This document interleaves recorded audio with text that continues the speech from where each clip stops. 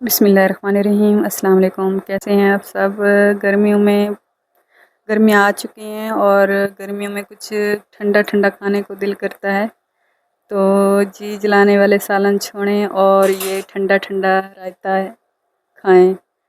کدو کا نام سنتے ہی سب کا منہ بن جاتا ہے، لیکن کدو ہمارے پیارے نبی کو بہت پسند تھے اور وہ سالن میں چن چن کے کدو کھاتے تھے۔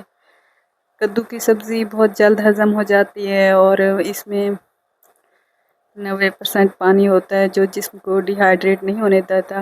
یہ ٹھنڈی سبزی ہے۔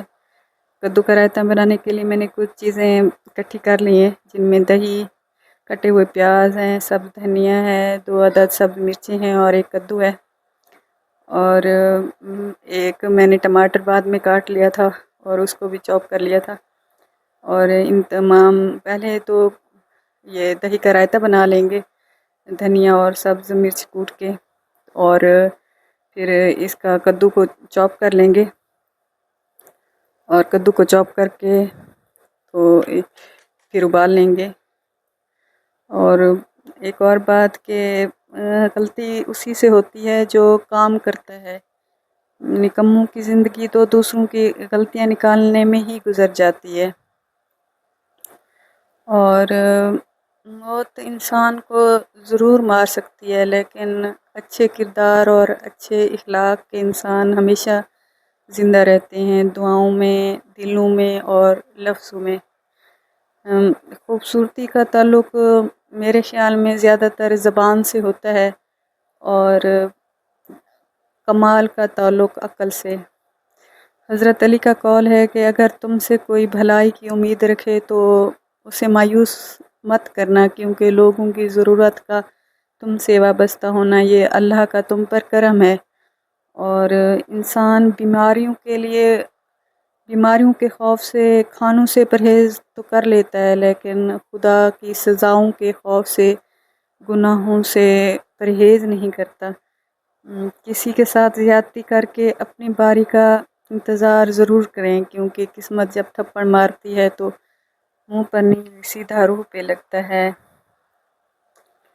اور ہمارے پیارے نبی صلی اللہ علیہ وسلم نے فرمایا کہ اپنے بھائی کو غلط مشورہ دینا یہ بھی ایک خیانت ہے۔ تو جب بھی آپ کوئی آپ سے مشورہ مانگے تو آپ اس کو وہ مشورہ دیں جو آپ سمجھتے ہیں کہ اس کے لیے زیادہ بہتر ہے، نہ کہ اپنا فائدہ اس میں سوچیں۔ کدو میں نے ابلنے کے لیے چھوڑ دیا ہے، تو یہ جب ابل جائے، اچھی طرح نرم ہو جائے، ڈھک کے اس کو تھوڑی دیر ابال لیں گے۔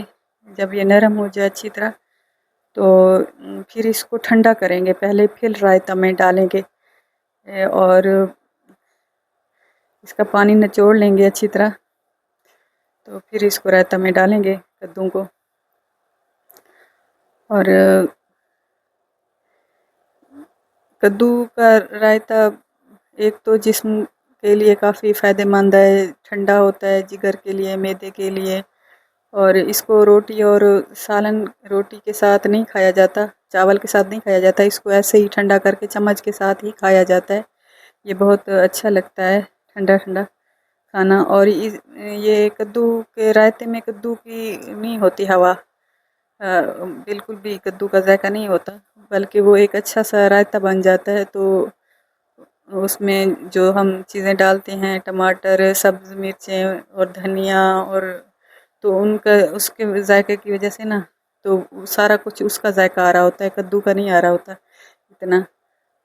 اس میں تھوڑا پیاز ڈالیں گے، دہی میں نے گرائنڈ کر لیا تھا، دہی کو یہ سبز دھنیا اور سبز مرچ کے ساتھ اب کدو کا پانی نچوڑ کے اس میں ڈال دیا میں نے، اور یہ ٹماٹر چاپ کر کے، پیاز اور کدو اس میں ڈال دیے ہیں۔ کدو کو پہلے میں نے ٹھنڈا کیا ہے، اور دہی بھی ٹھنڈا تھا، فریج والا دہی استعمال کریں آپ، اور اس کو جب بھی کھائیں ٹھنڈا کر کے، چل کر کے کھائیں، کیونکہ یہ ٹھنڈا ٹھنڈا ہی کھایا جاتا ہے اور اچھا لگتا ہے ٹھنڈا کدو کا رائتہ۔ اور امید ہے آپ کو یہ میرا طریقہ اچھا لگا ہوگا۔ اگر اچھا لگے تو میری میرے چینل کو سبسکرائب کیجیے گا اور میری ویڈیو کو لائک کیجیے گا۔ آپ کا سپورٹ ہمیں حوصلہ افزائی دیتی ہے اگلی ویڈیو کے لیے۔ اور ملتے ہیں کسی اور اچھی سی ویڈیو میں اچھی سی ریسیپی کے ساتھ۔ تب تک اجازت دیجیے، اللہ حافظ۔